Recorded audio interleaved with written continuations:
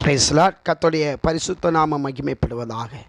பிரியமானவர்களே, தேவனை குறித்த அறிவும் நான் யார் என்கிற அறிவும் இருக்குமானால் நீங்களும் நானும் தேவனைப் போல் வாழ நாம் பிரயாசப்படுவோம். தேவனைப் போல் வாழ நம்மை அர்ப்பணிப்போம். ஏசாயா தீர்க்கதரிசன புஸ்தகம் 6வது அதிகாரத்தில் 1 முதல் 7 வரை நாம் வாசிக்க பார்த்தால், ஏசாயா ஒரு பெரிய தரிசனத்தை காண்கிறார். உயரும் உன்னதமான சிங்காசனத்தில் ஆண்டவர் வீற்றிருக்கிறார். சேராபீன்கள் தங்கள் 2 சட்டைகளினால் முகத்தை மூடி பாதங்களை மூடி 2 சட்டையினால் அடித்து பறந்து கொண்டு சேனையிலும் கத்த பரிசுத்த பரிசுத்தர் என்று துதித்தார்கள். அவர்கள் துதிக்கிற சத்தத்தினால் தேவாலயத்தின் நிலைக்கால்கள் அசைந்தது. தேவாலயம் புகையினால் நிறைந்தது. இந்த தரிசனத்தை இந்த ஏசாயா கண்டார். தேவன் பரிசுத்தமான தெய்வத்தை கண்டபொழுது இந்த ஏசாயா தன் உதடை திறந்து வாயை திறந்து ஐயோ அதமானேன் என்று அலறுகிறார். பிரியமானவர்களே, ஆண்டவரை தரிசித்த அநேகர் அப்படித்தான். யோவான் ஆண்டவரை தரிசித்த பொழுது செத்தவனே போல விழுந்தார். எசேக்கியேல் தீர்க்கதரிசி ஆண்டவரை தரிசித்த பொழுது அந்த அகவா நதி அண்டே இந்த தரிசனத்தை கண்டபொழுது பைத்தியக்காரன் போல் அப்படியே பிரமித்து நின்றார். பிரியமானவர்களே, நம்முடைய தேவன் அவ்வளவு பரிசுத்தத்தில் அவர் உன்னதமான தெய்வம், அவர் பரிசுத்தமான தெய்வம். அந்த பரிசுத்தமான தெய்வத்தை நீங்களும் நானும் ஆராதிக்கும்படி தொழுது கொள்ளும்படி அவருடைய ஜனங்களாய் மாறும்படி நாம் அழைக்கப்பட்டிருக்கிறோம். வேதம் சொல்லுகிறது 1 பேதுரு புஸ்தகத்தில் 1வது அதிகாரத்தில் 17வது வசனத்தில், நான் பரிசுத்த ஆகையால் நீங்களும் பரிசுத்தராய் இருங்கள் என்று வேதம் சொல்லுகிறது. நம்மை அழைத்த தெய்வம் பரிசுத்தர். நான் பரிசுத்தர் ஆகையால் நீங்களும் பரிசுத்தராய் இருங்கள் என்று எழுதியிருக்கிறது. உங்களை அழைத்திருக்கிறவர் பரிசுத்த, நீங்களும் உங்கள் நடக்க எல்லாவற்றிலும் பரிசுத்தராய் இருங்கள் என்று. இன்று நாம் நம்முடைய நடக்க எல்லாவற்றிலும் பரிசுத்தமாக இருப்போம். 1 பேதுரு 1வது அதிகாரம் 14வது வசனத்தில், முன்னே நீங்கள் உங்கள் அறியாமையினாலே கொண்டிருந்த இச்சையின்படி இனி நடவாமல்.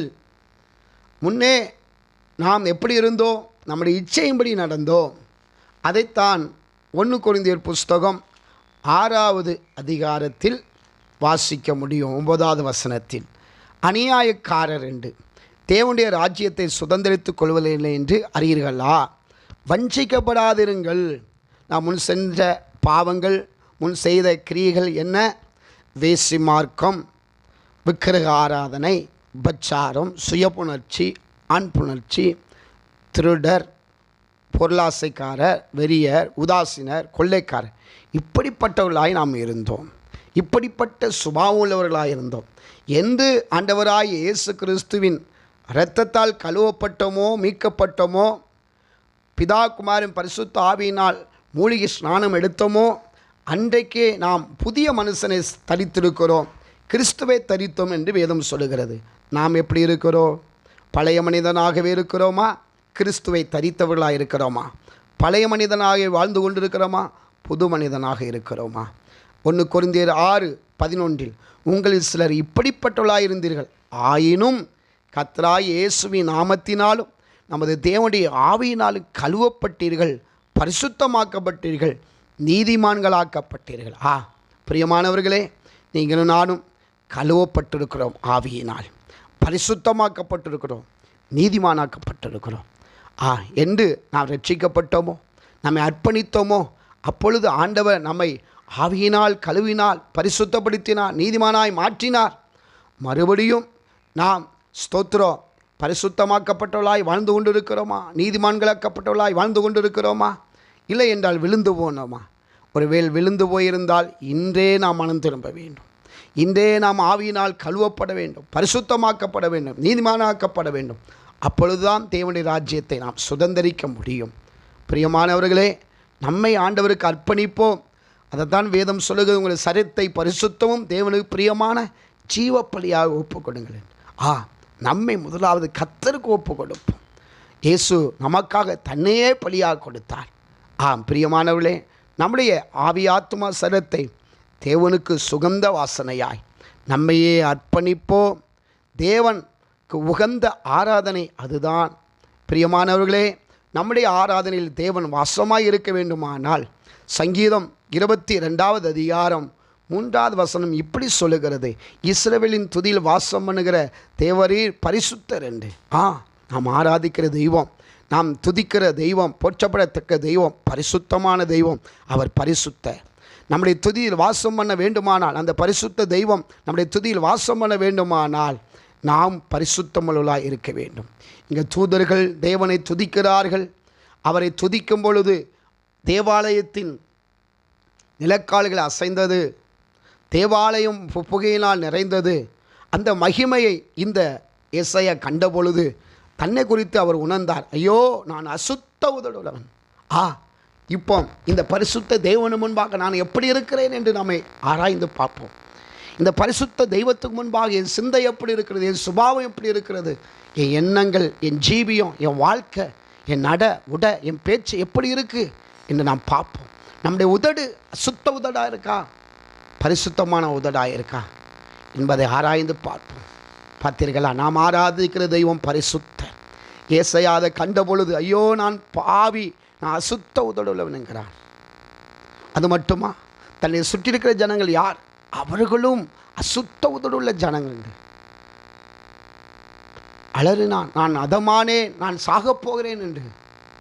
அப்பொழுது சேராபீன்களில் ஒருவன் ஒரு துரட்டை கொண்டு வந்து அக்னி தலலை பலிபடுத்திருந்து எடுத்து வந்து அவன் நாவை தொட்டான்.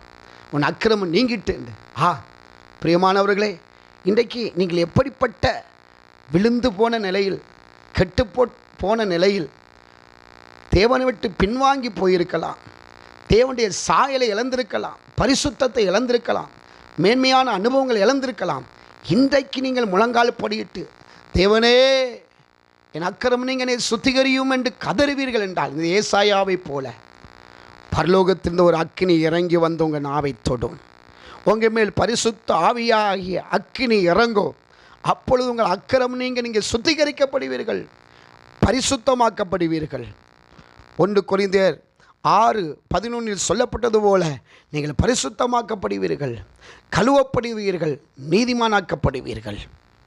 1 தெசலோனிக்கேயர் 4வது அதிகாரம் 7வது வசனம் சொல்லுகிறது, தேவன் நம்மை அசுத்தத்துக்கல்ல பரிசுத்தத்துக்கென்றே அழைத்திருக்கிறார் என்று. தேவன் அழைத்த அந்த அழைப்பு பரிசுத்தத்துக்காக. நாமும் பரிசுத்தத்தில் நிலைத்திருப்போம், பரிசுத்தத்தில் வளருவோம். தேவனுடைய அந்த பரிசுத்த நமக்கு அலங்காரமாய் மாறணும். சங்கீதம் 96:9 பரிசுத்த அலங்காரத்தோடு கர்த்தரை தொழுது கொள்ளுங்கள் என்று வேதம் சொல்லுகிறது. நம்முடைய தேவனை பரிசுத்த அலங்காரத்தோடு தொழுது கொள்வோம். நம்முடைய தேவனை பரிசுத்த அலங்காரத்தோடு அவரை பின்பற்றுவோம். பரிசுத்த உள்ளத்தோடு அவரை ஆராதித்து அவருடைய நாமத்தை உயர்த்துவோம். பரிசுத்தம் இல்லாமல் ஒருவனும் தேவனை தரிசிக்க முடியாதென்று எபிரேயர் 12:14 பார்க்கிறோம்.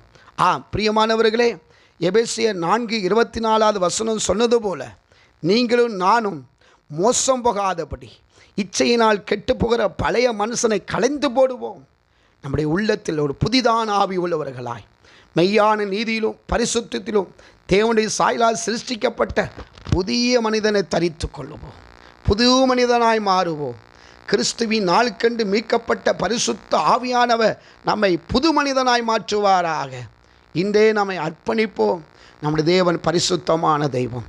நம்ம பழைய மனுஷனை பார்த்தால் அசுத்த மனிதன்தான். நாம் வாழ்கிற நம்மை சுற்றிருக்கிற ஜனங்கள் அசுத்த உதடுகளவர்கள் தான், அசுத்தம் நிறைந்தவர்கள் தான். ஆனால் நாம் ஆராதிக்கிற தெய்வம் பரிசுத்தமான தெய்வம். நாம் அவரை அண்டிக் கொள்ள வேண்டுமானால், அவரை பற்றி கொள்ள வேண்டுமென்றால், அவர் நம்முடைய ஆராதனையில் மகிமைப்படணும், நம்முடைய துதியில் வாசம் பண்ண வேண்டும் என்றால் நம்மை அழைத்த தேவன் பரிசுத்தர். வேதம் சொல்லுகிறது, 1 பேதுரு புஸ்தகம் 1வது அதிகாரம் 15-16 வசனத்தில், நான் பரிசுத்த ஆகையா நீங்களும் பரிசுத்தராய் இருங்கள் என்று எழுதியிருக்கிறதே என்று லேவியராகமும் 19:2 சொல்லப்பட்ட வசனத்தை அங்கு நினைவு கூறுகிறார். பிரியமானவர்களே, ஆண்டவர் லேவியராகவும் 22:32 சொல்லும்போது, என் நாமத்தை பரிசுத்த குலைச்சலாக்காதபடி எச்சரிக்கையாக இருங்கள் சொல்லுகிறார். இயேசுவின் நாமம் பரிசுத்தமான நாமம். அந்த உன்னத நாமம் நம் மூலமாய் பரிசுத்த குலைச்சல் அடையாதபடி, அந்த பரிசுத்த நாமம் மகிமைப்படும்படி, அந்த பரிசுத்த நாமம் உயர்த்தப்படும்படி நம்மை அழைத்த தேவன் பரிசுத்தராக இருப்பது போல நாமும் பரிசுத்தத்தில் வளருவோம். அவருடைய சாயலை அணிந்து கொள்ளுவோம். இந்த ஏசையா நாவை தொட்ட அக்கினி நம்மை தொடட்டும். ஏசாவை சுத்திகரித்த ஆண்டவர் நம்மையும் சுத்திகரிப்பார், நம்மையும் பரிசுத்தமாக்குவார், நம்மையும் மறுரூபப்படுத்துவார். நம்மை அர்ப்பணிப்போம், கர்த்தருடைய கரத்தில் ஒப்பு கொடுப்போம். ஆண்டவரே, என்னை அர்ப்பணிக்கிறேன் என்று இன்றே ஒப்பு கொடுப்போம். தேவ சாயலை அணிந்து கொள்வோம். கர்த்தருடைய வருகையில் அவரை முன்பாக குற்றமற்றவர்களாய் நிற்க நாம் ஆயத்தமாவோம். கர்த்தர் நம்மை ஆசீர்வதிப்பாராக. ஆமென், ஆமென், ஆமென்.